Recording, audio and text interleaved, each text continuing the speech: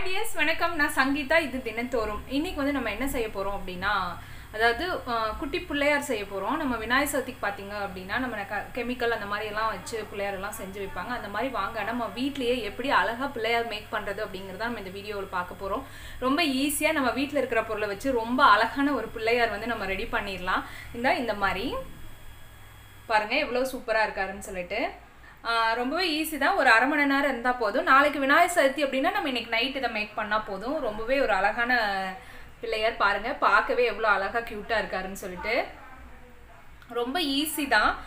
பெருசா செலவுலாம் எதுவும் ஆகாது. நம்ம வீட்ல இருக்கிற ஒரு பொருளை வச்சு நம்ம சூப்பரா எப்படி பிள்ளையார் செய்யறது அப்படிங்கறத நம்ம இந்த வீடியோல போய் பார்க்க போறோம். வாங்க வீடியோக்குள்ள போய் பார்க்கலாம். அதுக்கு முன்னாடி நீங்க சேனலுக்கு புதுசு இன்னும் சேனலை சப்ஸ்கிரைப் பண்ணாம பாக்குறீங்க அப்படினா வீடியோக்குள்ள ரெட் கலர்ல சப்ஸ்கிரைப் பட்டன் இருக்குல்ல, அதை கிளிக் பண்ணிட்டு ஆளுங்கிற ஆப்ஷன் கிளிக் பண்ணிட்டீங்க அப்படினா நான் போற வீடியோஸ் எல்லாம் உங்களுக்கு ரெகுலரா வரும். நான் இன்ஸ்டா பேஜ் வச்சிருக்கேன் தினந்தோறும் சொல்லிட்டு அதையும் ஃபாலோ பண்ண மறந்துடாதீங்க. இப்போ வாங்க வீடியோக்குள்ள போய் எப்படி இந்த சூப்பரான அழகான கியூட்டான பிள்ளையார் எப்படி மேக் பண்றது அப்படிங்கறத பார்க்கலாம்.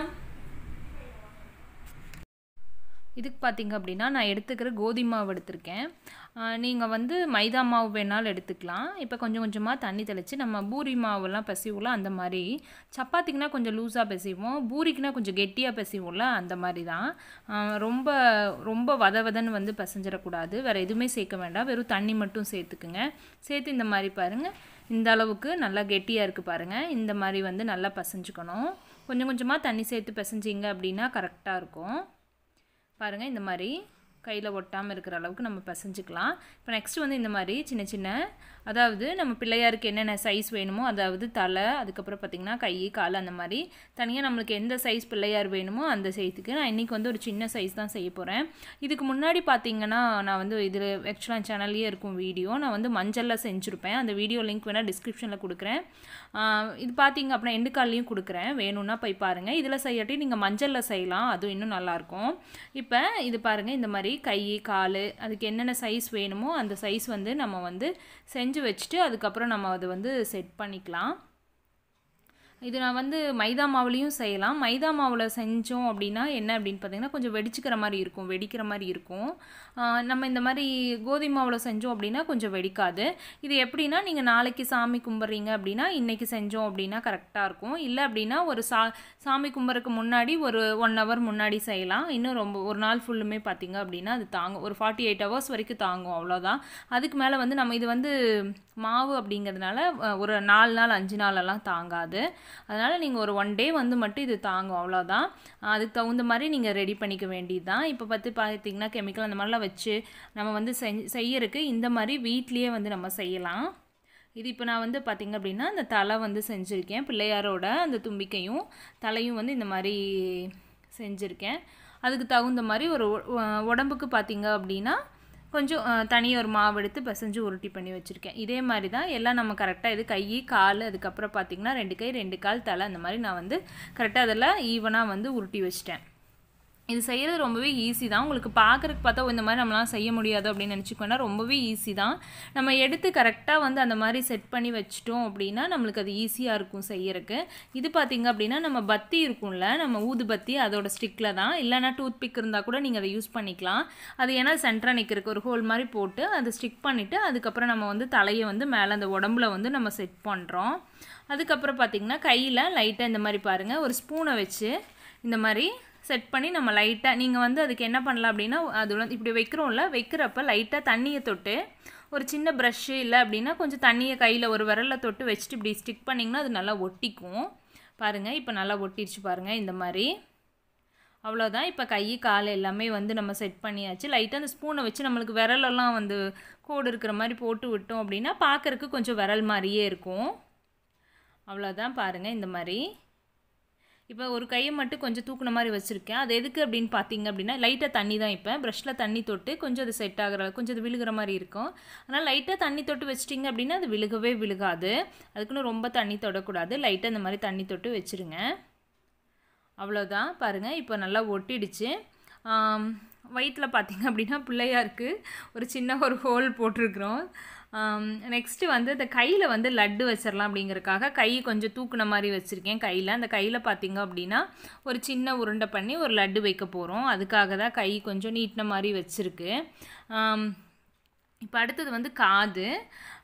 காது பார்த்திங்க அப்படின்னா கொஞ்சம் நம்ம லைட்டாக கையில் பார்த்திங்க அப்படின்னா திரிச்சு விட்டு லைட்டாக இந்த மாதிரி பட்டையாக ப்ரெஸ் பண்ணிவிட்டு அதில் லைட்டாக ஒரு கோடு மாதிரி ஸ்பூனை வச்சு லைட்டாக ஒரு கோடு மாதிரி போட்டு அதை மாதிரி பாருங்கள் இந்த மாதிரி ஒட்ட வச்சிடலாம். அவ்வளோதான், ரொம்ப ஈஸியாக செய்யக்கூடியது. இன்னொன்று பார்த்திங்கன்னா இது நம்ம எப்படி கரைக்கலாம் அப்படின்னா நம்ம வந்து ஆற்று குளத்தில் போய் கரைக்காட்டி ஒரு சின்ன ஒரு பக்கெட்டில் வச்சு கூட நம்ம கரைச்சிட்டு அந்த தண்ணியை செடிகளுக்கு விட்டுறலாம்.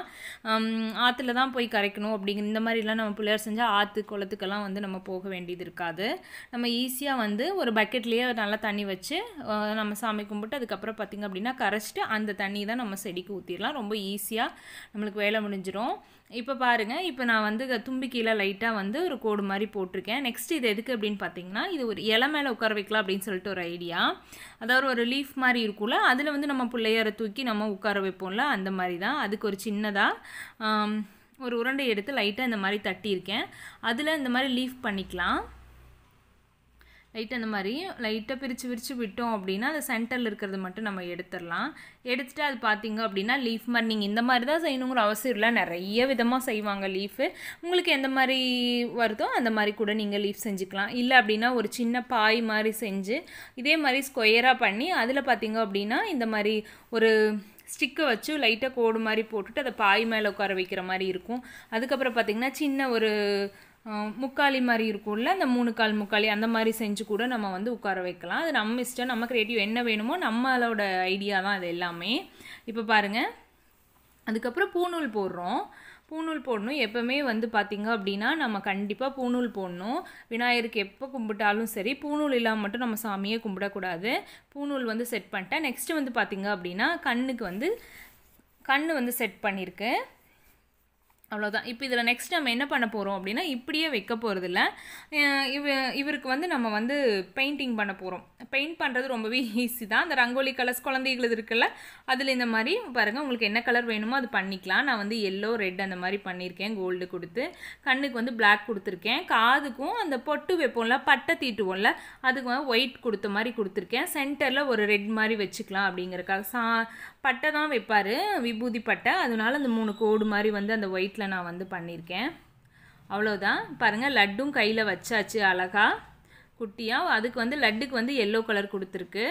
நெக்ஸ்ட்டு வந்து அந்த லீஃபு நம்ம அந்த இலையில தான் நம்ம அவரை உட்கார வைக்க போகிறோம். அதுக்கு வந்து பார்த்திங்க அப்படின்னா க்ரீன் கலரில் ரங்கோலி கலர்ஸ் அடிக்குது. நம்ம நார்மலாக இந்த மாதிரி ரங்கோலி கலர்ஸ் அதுக்கப்புறம் அவுட் நீங்கள் என்ன கலர் வச்சுருக்கீங்களோ அதை எடுத்து நம்ம யூஸ் பண்ணிக்கலாம். இப்போ இது மாதிரி அடித்தாச்சு. இது ஒரு பார்த்திங்க அப்படின்னா ரொம்ப நேரம் ஆகாது, காயிருக்கு. ஒரு 10 நிமிஷத்துலேயே பார்த்திங்க அப்படின்னா 10 நிமிஷம் கூட ஆகாது, ஒரு 5 to 7 minutes தான். அதுக்குள்ளேயே பார்த்திங்க அப்படின்னா நல்லா காஞ்சிரும், ரொம்ப நேரம்லாம் எடுத்துக்காது. அதனால் நீங்கள் செய்யறதுக்கு முன்னாடி, சாமி கும்புறதுக்கு முன்னாடி செய்யலாம். இல்லைனா நீங்கள் நைட்டு கூட செஞ்சு வச்சிடலாம், எதுவுமே ஆகாது. ரொம்பவே பாருங்கள் சூப்பராக இப்போ நம்ம பிள்ளையார் ரெடி ஆகிடுச்சு. லீஃபுக்கு பார்த்திங்க அப்படின்னா பெயிண்டிங் பண்ணி முடிச்சாச்சு. லைட்டாக ஒரு க்ரீனும் ஒரு ப்ரௌன் கலர் மாதிரி நான் கலர் கொடுத்துருக்கேன். இப்போ பிள்ளையாரை தூக்கி இதில் உட்கார வச்சுக்கலாம். இப்போ முக்கியமாக ஒன்று மிஸ் ஆகுது. என்ன அப்படின்னு பார்த்திங்க அப்படின்னா உங்களுக்கு கண்டுபிடிச்சிங்களா அப்படின்னு தெரியல. இதில் வந்து அவருக்கு வந்து அந்த கொம்பு இருக்கும்ல, அது இல்லாமல் இருக்குது பாருங்களேன். அதுதான் இப்போ வந்து நம்ம நெக்ஸ்ட்டு வந்து பார்த்திங்க அப்படின்னா அந்த கொம்பு செஞ்சு நம்ம வைக்க போகிறோம். ஒரு டூத்பிக் இருந்தால் அதை வந்து நீங்கள் உடச்சி அந்த பேக் சைடு இருக்குல்ல, அதை மட்டுமே நம்ம வந்து அதில் ஹோல்ட் பண்ணி சொருகி வச்சிட்டோம் அப்படின்னா அதுவே ஆயிடும். ஆனால் இன்றைக்கி வந்து பார்த்திங்கன்னா இது மாவில் தான் உருட்டி லைட்டாக ஒயிட் கலரில் கொடுத்து வந்து அதை ஒட்ட வச்சுருக்கேன். அவ்வளோதான், சூப்பராக ரெடி ஆயிடுச்சு ஃப்ரெண்ட்ஸ். ட்ரை பண்ணி பாருங்கள், ரொம்ப ஈஸியாக செஞ்சிடலாம். இந்த வருஷம் இந்த மாதிரி விநாயகர் சதுர்த்திக்கு இந்த மாதிரி ட்ரை பண்ணி பாருங்கள். ட்ரை பண்ணி பார்த்துட்டு மறக்காமல் எனக்கு கமெண்ட் செக்ஷனில் கமெண்ட் பண்ணுங்கள் உங்களுக்கு பிள்ளையார் எப்படி வந்தது அப்படின்னு சொல்லிட்டு.